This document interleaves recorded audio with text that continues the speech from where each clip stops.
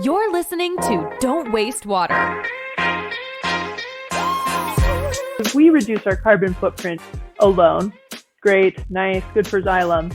But really, it's about the entire sector coming together. Hello, bonjour, and welcome to the Don't Waste Water podcast. There's a lot of very simple changes that we can make in our operations, either at utilities or at industrial users of water, they can have pretty profound impact. I'm your host, Antoine Walter, and in today's episode, I'm glad to welcome Austin Alexander as my guest. We need to really get greenhouse gas emissions under control, really addressing climate change pretty aggressively, or those other challenges are going to become nearly insurmountable challenges. Austin is Vice President Sustainability and Social Impact at Xylem. If you want to be a preferred supplier to Xylem, top list of who we go to, we're going to want you to have this.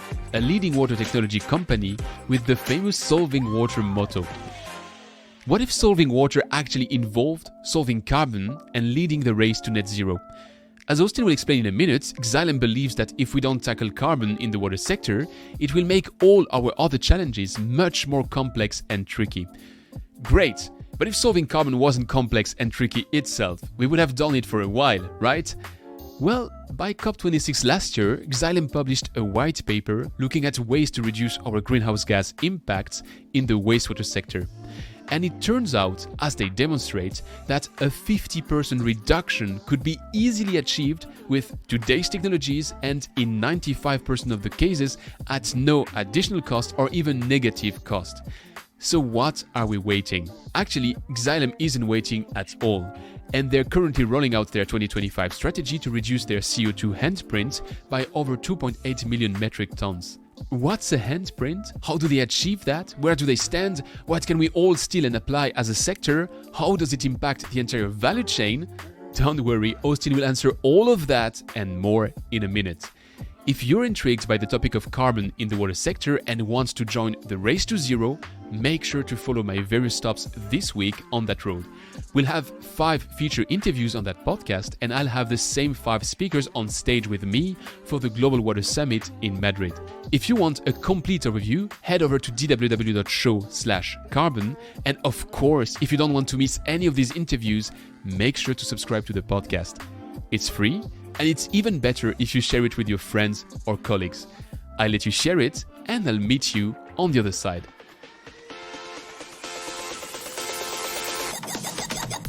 You're listening to Don't Waste Water, the podcast that helps water professionals to improve their wastewater treatment, optimize their operation costs, and keep up with the latest market trends. This podcast is brought to you by GF Piping Systems. As a leading supplier of piping systems made of plastics and metal, GF Piping Systems is the global expert for the safe and reliable transportation of water, chemicals, and gas. For more information, visit gfps.com. Hi, Austin. Welcome to the show. Hello, thank you for having me. I have a tradition on that microphone, as I warned you a little bit, which is to open with a postcard. And I'm asking you to send me a postcard from the place you're at, which you said is not really a city. But I Googled it and it exists, and that is Big Timber, Montana. So what can you tell about that place that I would ignore by? So Big Timber is in Montana in the United States. It's a very rural, ranching, agricultural community. And I grew up here. I grew up in pretty small town America, very outdoors focused, beautiful mountains and landscape around us. Grew up here, graduated high school, and then, left to go to college, start working, lived on the East Coast for a while. And during the pandemic, I was living in New York and had the opportunity to actually move out to Montana. And now I work remote from my hometown. My fiance is here with me, and I love it. I get kind of the best of both worlds, from the mountains and the outdoors, and still get to work for a large company like Xylem. To go fully remote in a position like yours is quite of a bold move for a company like Xylem. I think part of it that has worked so well, for one, how much we've adapted with technology and Zoom meetings, live on Zoom now. What I think is probably the coolest part of my role is it's very global. I get to work with teams in Singapore and India and Europe and the US. And so where I sit matters a whole lot less than we're coordinated and we're acting as one team. So it makes that pretty easy. You mentioned the nature, the connection to the outdoor and all of that. And I researched you a bit before having that discussion, and I thought that you were sharing a picture that you took in 2009, where you were, I guess, at university at the time, and you were involved in a H2 for Life fundraising project. And I was wondering, so that means your involvement with water started quite early. What was your initial trigger? Yeah, that was that was high school. So I was probably 16 or 17 years old. And we had this opportunity to raise funds. I had met this organization, H2O for Life, and I thought, wow, this is really cool. I really didn't know a lot about global water challenges at that time. That opportunity really opened my eyes to not only, the environmental aspects, which I was probably more familiar, being somebody that loves to be outdoors, near the water, you see that environmental impacts of taking care of our water. But then, you think of the economic and social impacts, particularly for those communities that are developing or underserved that do not have. In this case, it was a school in Uganda. Didn't have toilets, didn't have running water, and how much that impacted their daily life. And so it really kind of opened the door for me to really get into water and wastewater, and love where that journey it's been able to take me on. So if I fast forward now to 2022, you're Vice President Sustainability and Social Impact at Xylem, which is an interesting title. But if I ask you to break it down so that my 7-year-old daughter gets it, what would be your definition of what you do today? That's a good analogy. I think I say I help Xylem consider the way we take care of the planet and we take care of the people around us, the communities we live in. So we're not only creating, economic value, making money by doing business and doing that really well and operating really efficiently, but as we do that, let's make sure we're also taking care of the environment, taking care of the planet, doing what we say we're going to do around providing people clean water and sanitation. So yeah, I'd say layman's terms, maybe take care of the planet, take care of people. And in that realm of social impact and sustainability, carbon is only one of those aspects. I guess it's going to be our deep dive for today, but I'm just wondering, how much does it weigh in your priorities compared to other topics like social justice? I mean, it's pretty bold in your sustainability report, all the aspects of it. I would say they're equally important. If I talk about water stewardship and resiliency, the way we're adapting to climate change or taking care of the water sources that we have, or when we're talking about issues of equity, providing those that do not have access today with access to clean water sanitation.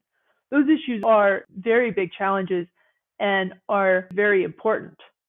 But I think what we're coming to realize is that if we don't address mitigating climate change, those issues are going to become even more exacerbated. And so I think it's more of we need to really get greenhouse gas emissions under control, really addressing climate change pretty aggressively, or those other challenges, achieving SDG 6, or building really sound watersheds, operating really, in a resilient way to changes in climate change, are going to become nearly insurmountable challenges.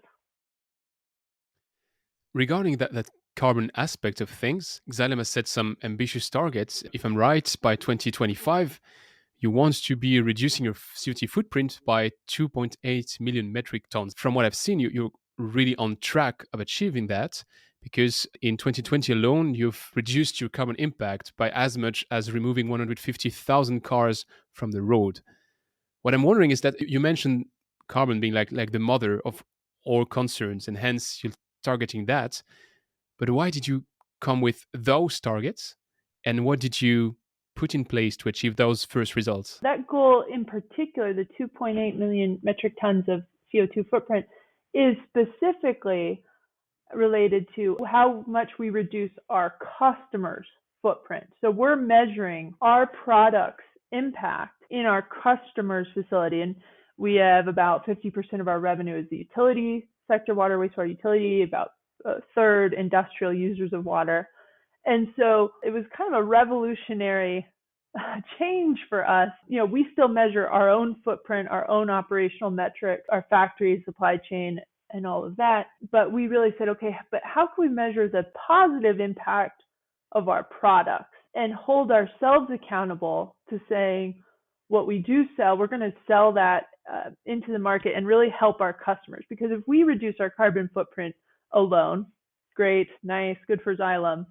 But really, it's about the entire sector coming together. And so what role we can play with providing equipment to move or treat water in a much more efficient way is really important to us. So that was kind of the first step for us in getting into this. What's our impact on the sector? How can we really, bring our customers into this and really everyone who touches water into carbon reduction? If I go back to the definitions, Global Water Intelligence was preparing for the Global Water Summit and they defined footprint and handprint.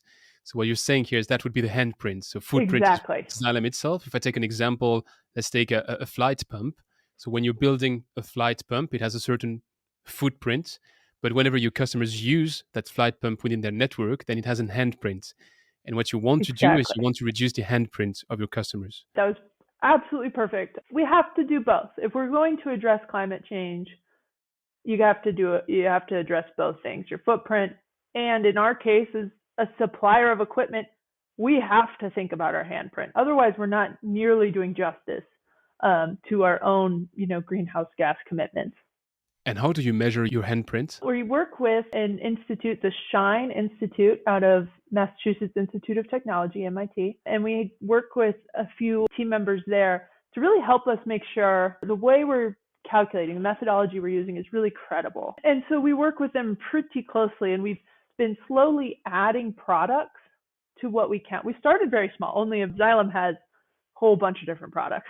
So started with a very small handful of products. We started to measure that. And then we continued to add and add. And each is a little bit different in the way that you measure. For example, I'll give a couple of examples that will probably paint a picture. With our pumping equipment, use the example of a flight pump. When we use more efficient motors, when we use digital solutions that reduce the amount of runtime, calculating that savings. But we also include things like our census metrology meters. Those are the water meters on our house or on industrial uses of water. Well, when you install, a lot of places still have drive-by water readers.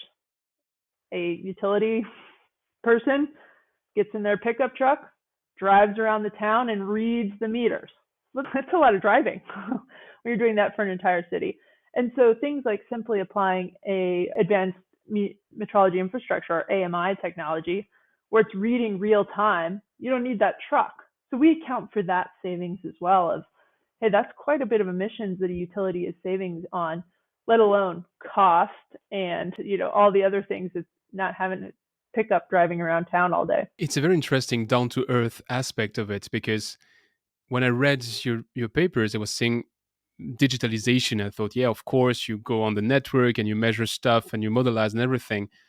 But that is probably even much more of an impact to say you take the trucks off the road, because simply step one, you have something which can be measured online. It sounds like a dead angle which you're addressing. I think what we really tried to get across in that paper, and a lot of technology exists. When we're talking about making fairly big, greenhouse gas reductions, it's not like you need to buy this really cutting edge technology, although we will continue to develop that and will still be part of the story. There's a lot of very simple changes that we can make in our operations, either at utilities or at industrial users of water. They can have pretty profound impacts. Not having to drive by and read all meters has a pretty profound impact over time. You're hinting at that white paper you published. And actually, when I read that white paper, I was kind of shocked, to be honest, to see that you're estimating that you can divide by 2 the energy-related emissions of wastewater as a sector, and this with existing technologies. And you're saying, if I'm right, by 95% of the cases, that would be at no additional cost and probably even at lower cost. So if that figure is right, why are we so slow in moving? It sounds like a no-brainer. I think that goes much bigger than the water sector alone. Is why are we slow to move on greenhouse gases as a whole?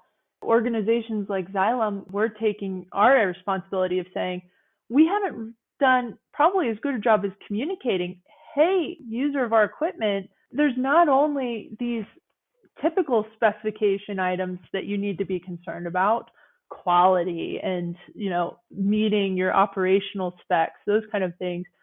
But we really need to get better at communicating the sustainability impacts as well. This energy savings isn't just a cost savings, but it also has greenhouse gas impacts. And I would say, we're really starting to get better at that, but we have room to grow of telling that full picture of how simple changes to equipment or digital overlay solutions can have on that day-to-day operations, the cost savings. When you're in the day-to-day business of just getting clean water into people's homes, there's a lot that they're dealing with to just keep things running.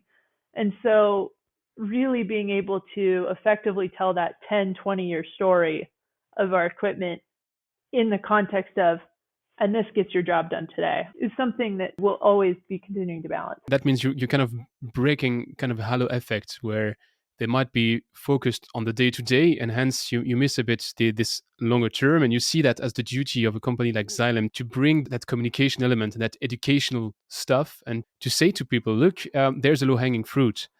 But how do they react to that? I'll be honest, a lot more positive and broader than I even anticipated.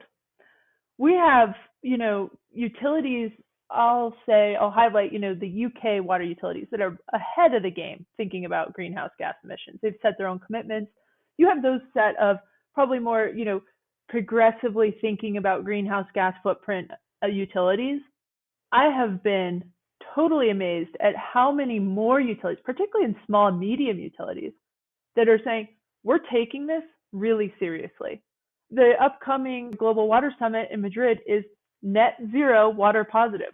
It is the hot topic right now, or one of the hot topics in the water sector. I felt certain we were going to be able to speak to a certain number of utilities that were already thinking about this, but I was definitely taken aback by just how much pickup we had of smaller utilities that were saying, wow, this is something we really care about, and it's something we are setting goals towards and starting to address.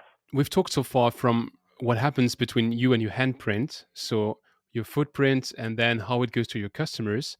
If I'm right, you're looking also at the full value chain, and the full value chain would mean also your suppliers. How do you bring the suppliers into that game? Mm-hmm. And how do you nudge them into having the right approach? In 2021, we announced our net zero commitment by 2050, science-based target by 2030. And we said that's across our entire value chain, including all scope 3 emissions, which includes, of course, our supply chain. Not that I want to cut you, but just to be clear, you have scope 1, scope 2, scope 3. Just read for the layman. Scope 1, scope 2 is your footprint, and scope 3 is your handprint. But here I'm oversimplifying, I guess. No, that's perfect. So scope 3, think upstream, downstream emissions, supply chain in the upstream, downstream in the handprint of your product. Scope 1 and 2 are more operational. Forgive me, I get really into these weeds in my day-to-day role, so I can easily jump into that. Thanks for the explanation. Okay, hopefully that helped. I go back even as early as 2019, we set out our 2025 goals. At that time, one of those goals was to require our suppliers to report through CDP. That's the Climate Disclosure Project. They're a rating company. We at Xylem report to CDP, and our investors and some of our customers use that data to make decisions. And so we said, we want our suppliers to report to us. Part of that includes their scope 1 and 2 emissions, their operational core emissions footprint. We said, we want you to do this. We're going to work with you on it.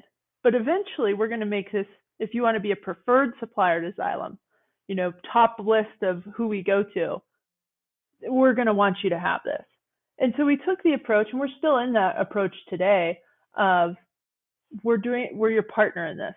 We're not going to, like you said, it's a balance of you're not going to demand it, right? But we're going to ask you to do it, and we're going to coach you. We give you resources. My team works with our supply chain team daily to help work with suppliers, get them there with the vision of, in a few years, you really need to be doing this. And so for us, it really started with reporting, turn the lights on.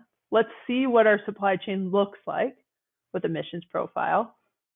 We're still, I would say, still doing a lot of learning in that stage as we get more refined in what is our emissions profile and supply chain, and then working with them to set their own targets, set their own goals, and work with them as partners to reduce it. And I think, even over the last year, I'd say that's another area I was probably pleasantly surprised in how responsive and receptive our supplier partners are, because we're not the only customer of theirs asking for this information, for one. And for many of our suppliers, they're starting to make their own commitments.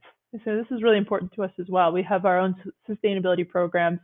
Reducing greenhouse gas emissions is good for us, and it's good for our customers. But I guess that cannot be a light on, light off option. Like you say, 2019, we start looking at it, and 2020, if you don't comply, then find yourself another supplier. How does that work? Do you have you give them like a timeline where you say, we want to be all on the same boat, and if we reach something by 2025, you'll have to reach it with us? It's still an ongoing process. We're still very much in that let's work together, let's report your emissions, work together to set targets. It's like you said, it's not an on-off switch. There are also other things that we take into consideration, like there are other sustainability programs and there are water targets and the base minimum of ensuring that they're meeting requirements of human rights and other things. It's all of those things together make up the decision, but it's not a on-off switch at this point. I could foresee down in the future that becoming if you don't have a greenhouse gas target, we're going to need to go elsewhere, but we're not at that stage today. You mentioned your customers. Now we discuss your suppliers. You mentioned how you use CDP as an external body, which is assessing whatever you do.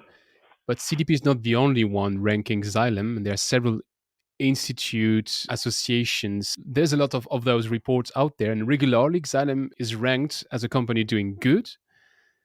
How important is that for you? The ratings and awards environment for, I'd say, sustainability in general, or ESG, environment, social governance ratings, is an enormous landscape that seems to be growing every day. There are hundreds of ratings we could go for, hundreds of awards we could apply for. But we apply we're actually quite rigorous on our approach to this. For one being, it could easily become my full-time job to just fill out ratings. They are not easy surveys. They're very in-depth and they take a lot of time. So we selected a small handful of ratings. CDP is one of them. We also utilize Sustainalytics and an organization called EcoVadis, a small handful of ratings that we've said, these are our priority that we think do a robust and independent job in reviewing our sustainability performance across the full spectrum of sustainability. For us, sustainability is much bigger than greenhouse gas emissions. It includes water, it includes the way we treat our people, diverse representation, it is the whole gamut. So we look for those ratings that take a very holistic approach, are independent, and that we really think have a robust assessment. Those are some of those organizations. And there's a lot of ratings that we say, we're just not going to do. We don't have the time. And then when it comes to like those awards and those great, which are fabulous, we love to hear Xylem, the top of environmental lists or other kind of sustainability performance lists. We, don't go for any awards that are pay to play, which are actually quite a few. So we're very specific on that. And, for us, and we say this internally quite a bit, awards are wonderful. We love to receive awards. It's not why we do what we do. They are the benefit that comes from continuously executing and performing and improving. The awards, they will come or go as they will, but we're going to continue to do our progress on sustainability no matter what. So you're not doing it for the awards. Why are you doing all of that? What is your primary driver? Well, I'd say primary is, what is this world going to look like in 5 or 6 generations from now? Is Xylem even going to be able to exist in 5 or 6 generations? And our view is yes, if we take care of the planet, we take care of the people in Xylem and around Xylem, and we take care of the communities in which we operate in. And that gives us the license to operate. it also creates a company that will withstand all of the challenges yet to come ahead of us. And so for us, I mean, that's the core is, what kind of world do we want to leave for future generations? And then the second reason is we're a water company. And if any sector is the sustainability sector, it's water. What water sector does day in and day out is sustainability. We're protecting the environment by treating wastewater. We're ensuring people have access to clean and reliable drinking water.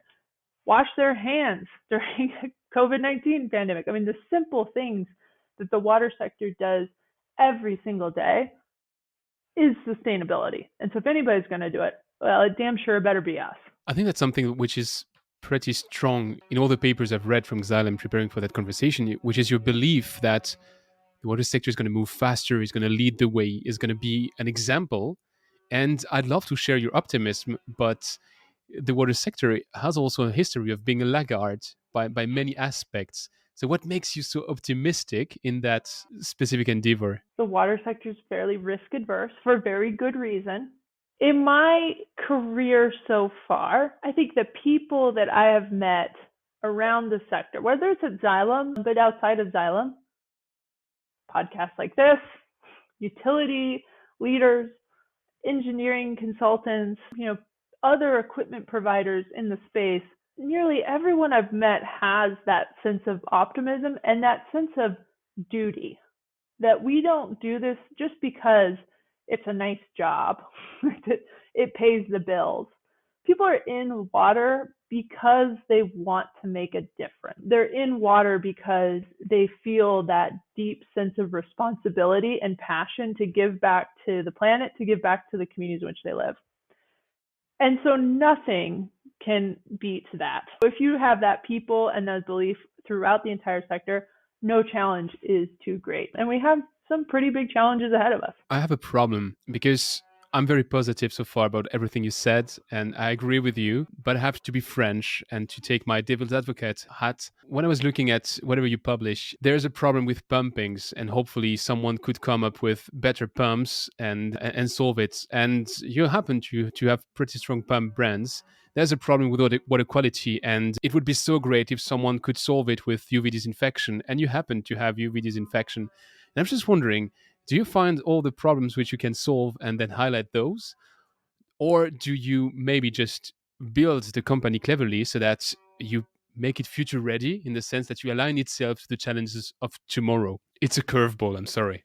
No, it's okay. I love this. This is, I think something I'm seeing, and it's not just at Xylem, I think this is something I see from a lot of different organizations in the water space. We are evolving right now from thinking about issues as they come and go, fix that pump problem, fix this treatment problem, those specific issues, to really thinking about the entire water cycle as a system that needs to be managed as such, both in thinking about the wastewater cycle all the way through to drinking water cycle and what that means for the watershed. That's a lot harder to do.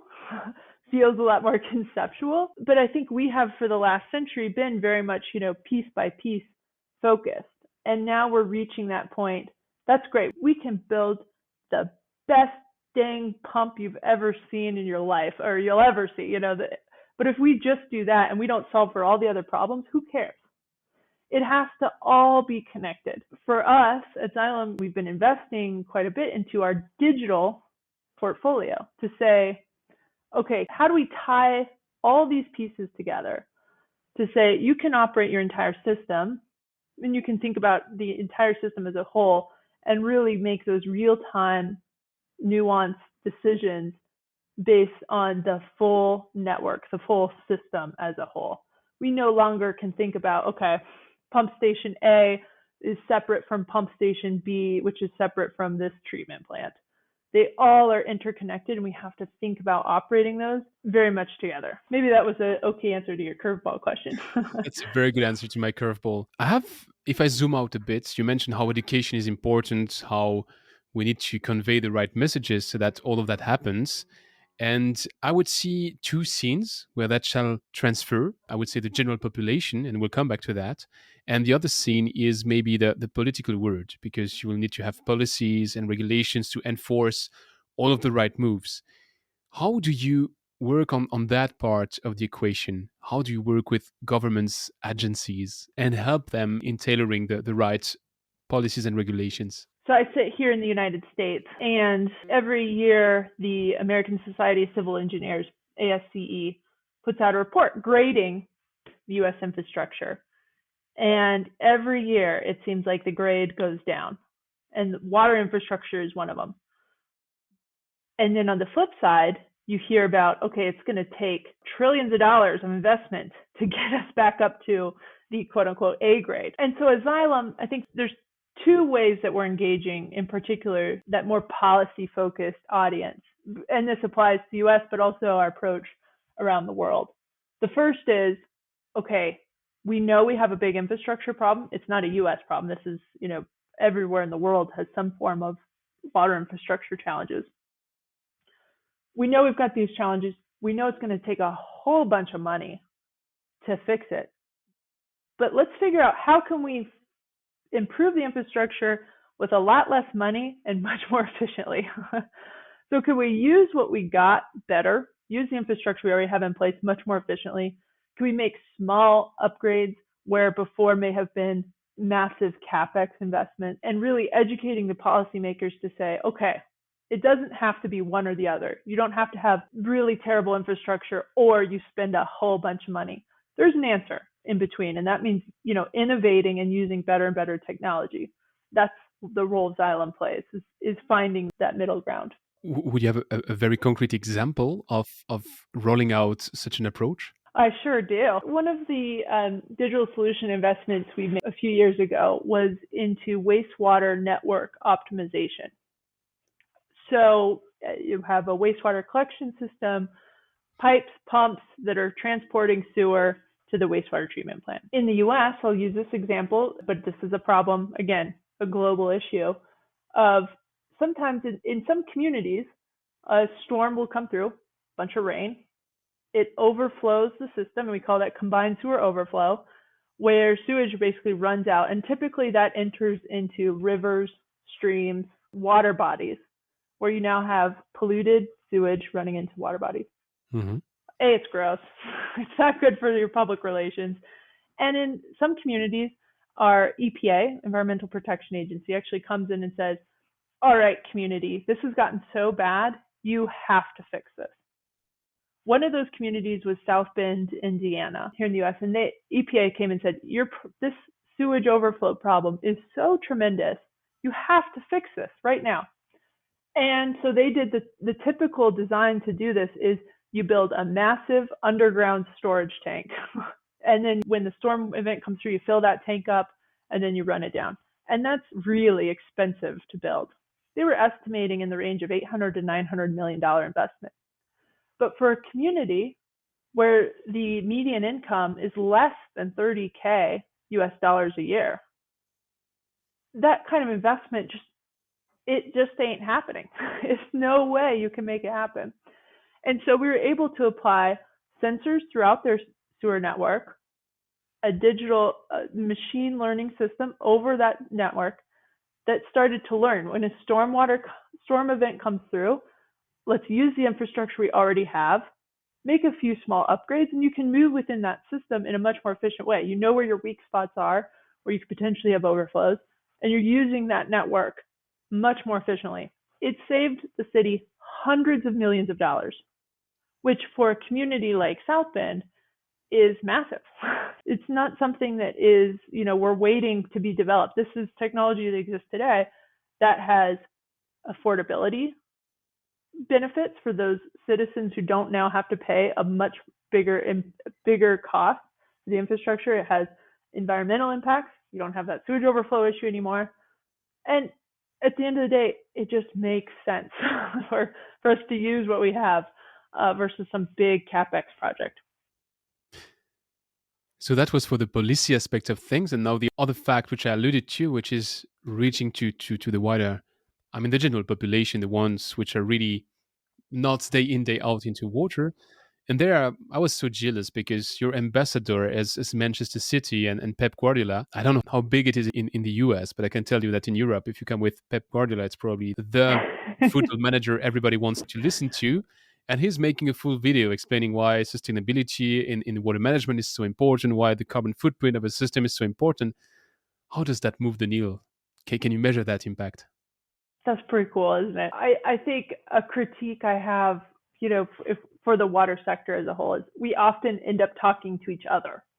We all know the water issues intimately, and we kind of end up talking to each other about them. We have to, if we want to solve both the policy changes we need, if we want to think about just the general awareness of water challenges, we have to engage the rest of the population. And we have to educate and bring them into the conversation. If we don't, shame on us. We were able to find, just such a cool opportunity to engage something. Everyone in the world knows sports. Every culture has some form of sport, and the most common one is soccer, or as you say, football. Football, come on. And so what a fabulous partnership for an organization like Manchester City that not only has, of course, their Man City team, but they have clubs all over the world, including here, we have a New York City Football Club that's part of their organization, as well as many others.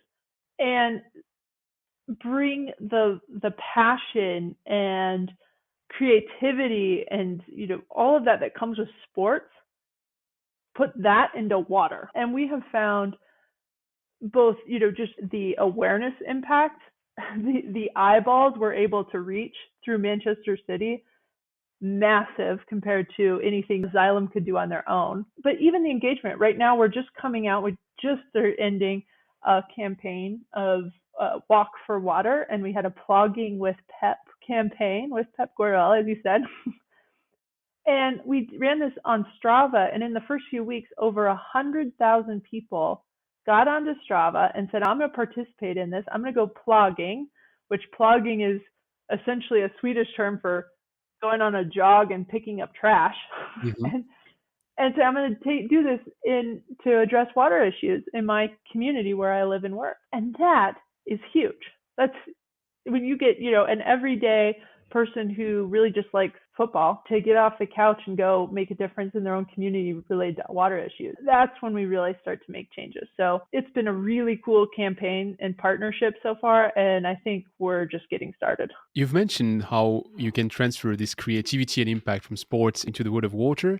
You've opened with the fact that your employer is a bit different because you're a vice president, which is working full remote. There's a last element which I'd like to bring here about this impact of, and this now back to the footprint of Xylem, which is your Watermark program and the engagement and the impressive engagement you have within your team. So can you tell us maybe what Watermark is and how your people act within Watermark? Watermark is probably my favorite part of my entire job, and I think I have a pretty cool job.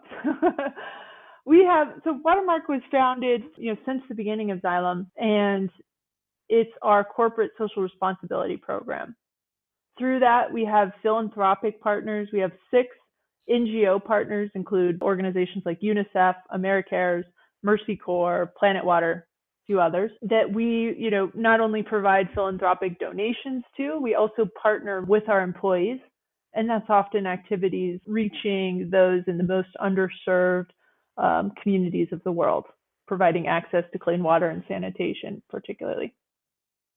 We also have our employee volunteerism as part of that. And last year, we reached nearly 80% of Xylem employees went out into their communities and volunteered. And we think about that, we have nearly 17,000 employees around the world. And that was everybody from our CEO, Patrick Decker, to an assembler on the factory line, and everyone in between.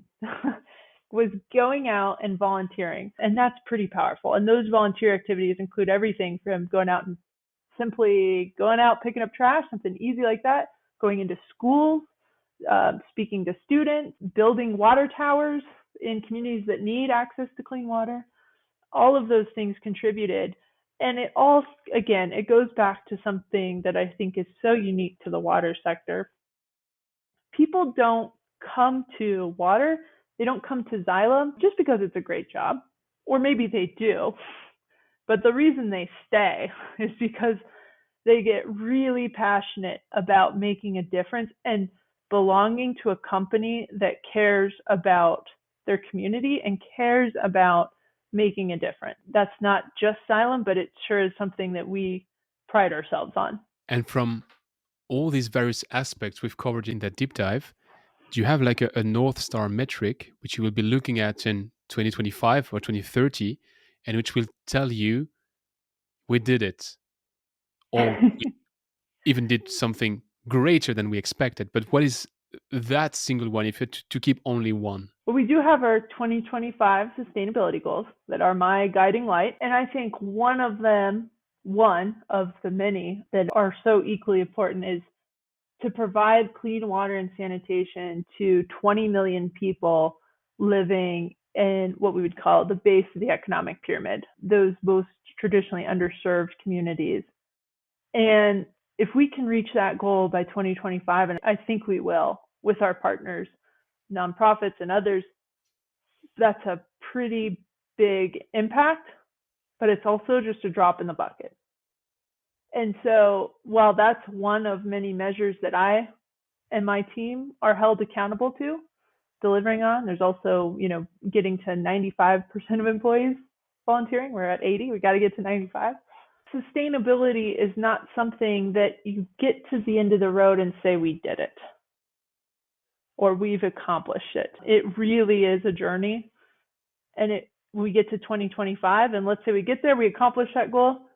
Well, we'll have another goal in place for 2030 and for 2035. And this will continue on because we will always have ways to improve, both for ourselves and then for the communities we live in. Well, that makes for an awesome conclusion for that deep dive. So thanks a lot. If that's fine with you, I propose you to switch to the rapid fire questions.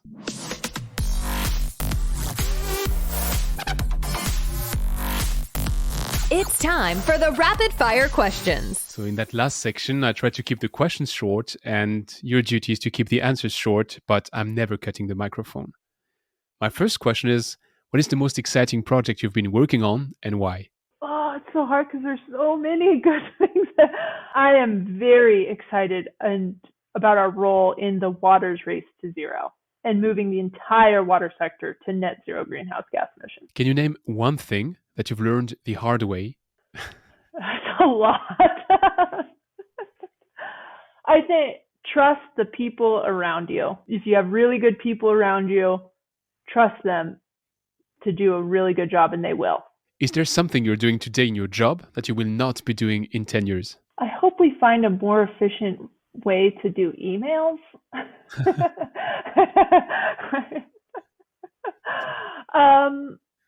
I think, whether this is the role of sustainability, I would love to get to a point where this role is obsolete because it's just so integrated in everybody's day job that you shouldn't need somebody in that role. I don't know if that will come to fruition, but I'd love for my job to go away. Don't tell my boss that, but I get the feeling, in France, we just had political elections and it was a bit the message that the green and the ecological people were saying it would be good that we disappear, that everybody just embodies that in their program. But not that they want to talk politics on that microphone, but it sounds like something which is the same approach of it shall just become a best practice. And exactly. I close my own sidetrack. Sorry for that. What is the trend to watch out for in the water sector? I think talent. This is not new news, but it's an aging workforce. And in a lot of geographies, it's not necessarily represents the diverse communities in which water serves, which is everyone. And I think getting a diverse set of talent is going to be really important for us. I keep mentioning that stupid statistics, but we have 83% of men in that industry. And I'm pretty sure we would have a problem on that planet if we were really 83% of men. So just that is not very representative. But again, I'm not re-sidetracking you here. It's just, I think, this kind of thing where we shall have an awareness on that. If you were a world political leader, what would be your first action to influence the fate of the world's water challenges? This is going to probably sound like a little bit of a cop-out, but Every single student in the entire world needs to know about water challenges and needs to be educated on them. If you start there, if you educate people, when you know better, you do better. And oftentimes water is one of the last things, that we really think about in all the ways it impacts our economy, it impacts our health. We need even more education and access to education on water. There's a whole other list of things I would do, but maybe that's where I would start. And so maybe to help educate people, I need more very cool guests like you on that microphone. So who would you recommend me to invite next? Oh, there's so many. That's one great thing about water is we are no shortage for very cool people. Someone I've really learned to look up to over the last year, particularly in this race to zero, is Kate Lamb with CDP. And she leads their water work. And she is fabulous, articulate, and most importantly, just down to earth and easy to talk to. Well, thanks for the recommendation. 2 last closing questions. One is, we're recording all of that 10 days before the award ceremony at the Global Water Summit. Do you have a hint? Are you winning that award? My fingers are crossed, but we're just really happy to be on the list. It means we're doing something right. And we're just really happy that there is the award because it means the sector is really paying attention to this. And my last question here is, if anybody would like to follow up with you after that conversation, where shall I redirect them the best? They can email me. It's austin.alexander@xylem.com. I'm also on LinkedIn and Twitter, so feel free to find me on there as well. As always, the links will be in the show notes, so have a look there. And Austin, it's been a pleasure. Thanks a lot. And talk to you very soon in Madrid. At the time where that episode comes out, we will be together on a scene in Madrid. So I'm looking forward to having that panel conversation with you there as well. And thanks a lot for everything you shared today. Well, thank you. I really appreciate the opportunity to talk about Xylem and all of the wonderful topics we were able to hit on today. Thanks for listening to Don't Waste Water. This podcast was brought to you by GF Piping Systems. Loved this episode? Head over to Apple Podcasts to subscribe, rate, and leave a review. See you next time.